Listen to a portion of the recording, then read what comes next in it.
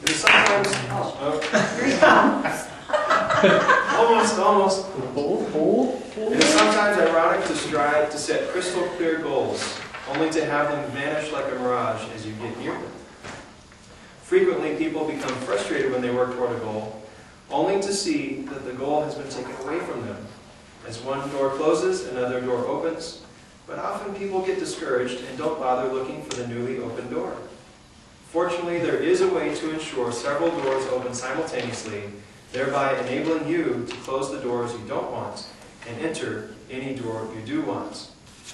Today, speaking on flexibility, the Gumby principle of opportunity, is Chuck Bader.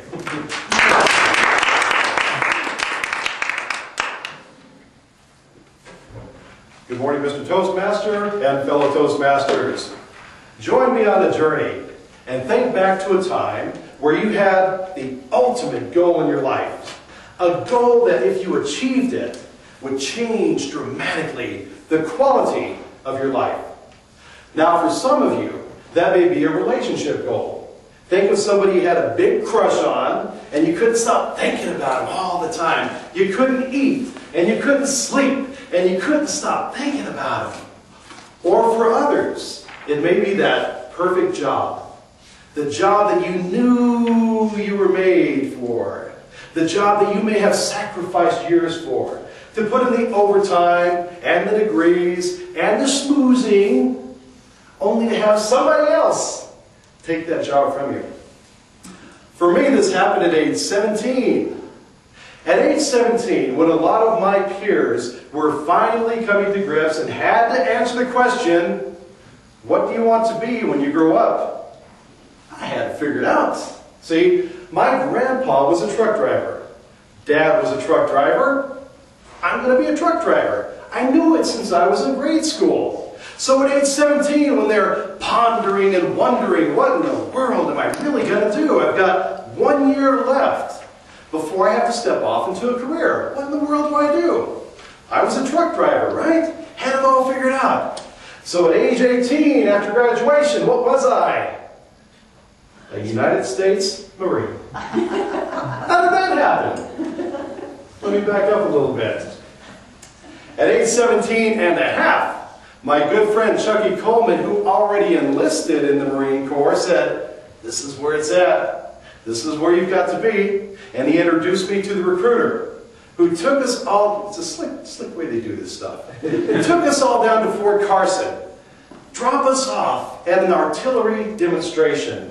Now, if you've never seen or touched a piece of artillery, I'm telling you, it is awesome. The bottom of it looks like a tank, but the barrel, and I swear, is as long as a telephone pole. And I'm standing here looking at this massive metal monster thing, and oh yeah. Yeah, I could see myself doing this. And so they had us all step back about 200 feet. They had us take our organic earplugs, stick them in our ears. The barrel of this thing went up. The breech opened. They shoved the round into the barrel. A couple of bags of gunpowder, closed it up, and we're just standing there. Now, have you ever had a time where somebody is making a balloon animal, and they're squeaking and they're squeaking, and you just know it's going to pop, but you don't know when? That's where I was at. And all of a sudden, we're standing there, waiting for it, waiting for it, waiting for it. He says, now, if you'll watch that barrel, you'll actually see the projectile go down. Oh, this is icing on the cake. So we're all standing there. Here it is, without warning. What happened next? I swear it was in slow motion, even though it just took a second. I swear it seemed like it was in slow motion. Stood there, all of a sudden, wham! Boom! And I watched it, and the projectile went down range. That was my visual, sensory. Then I heard it, and I swear that my ear could have been on the barrel of that thing. It was so loud. Then I felt the ground rumbling like an earthquake. And man, I love the smell of gunpowder. I'm telling you. But when that happened, it's like, if I would have seen the movie Jerry Maguire, I would have walked up to that tank and said, you complete me. I'm telling you, man, that was love at first shot. And I thought, boom, baby, that is my goal. I'll be riding on this sucker. I'll be 30 miles back from the front lines. That's cool. Not a problem. So, I get into boot camp. You're into it about 4.5 weeks, right dab in the middle of boot camp, when all of a sudden, your assignments come out. This guy's going to the motor pool, this guy's going to the infantry, this guy's going to the headquarters, and so I go up and I check my name. Bader, CH. Infantry? It's supposed to say artillery. I was impugned by somebody's decision to put me in the infantry. Now, instead of 30 miles away, I'd be about 3 inches away, face to face, bayonet to bayonet, not cool. But it's just a classic example of this goal that you wanted, and you thought it was going to be there. I signed a contract, I left. And then right when you get there, it's gone. At that point in time, there are some people who would give up, and they said, forget it. I put too much work into this. I'm done. I'm telling you folks, it's hard to remember the word flexibility, but it's not hard to remember Gumby. Now, by show of hands, how many of you guys saw Gumby growing up, right? The lesson we can learn from this fictional character is, you've got to be flexible. When that one door closes, if you're flexible, you're Gumby okay. Right? If you're flexible, you're Gumby able to go through another door. How do you open more than one door?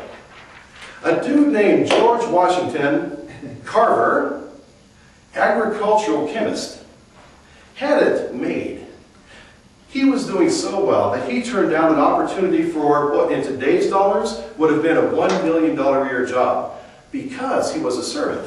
He said, I've got it made, but you don't have it made, and you're my neighbor and you don't have it made, and you're my other co-worker and you don't have it made. What can he do? He said to himself, what can I do to open doors for you? How can I create doors of opportunity for the people I care about? Now this dude took on a big challenge. He said, all I have to work with is a peanut. All I have to work with is a peanut. And he put his mind to it.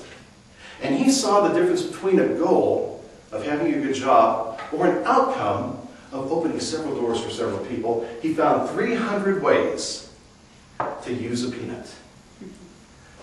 Because of this guy. Because he was flexible in his approach. Because he knew the difference between a small goal and a bigger outcome. Not only were people in his generation employed gainfully, but even so today. My fellow Toastmasters, I encourage you, take the Gumby approach to life, and you are Gumby okay. Thank you, Mr. President.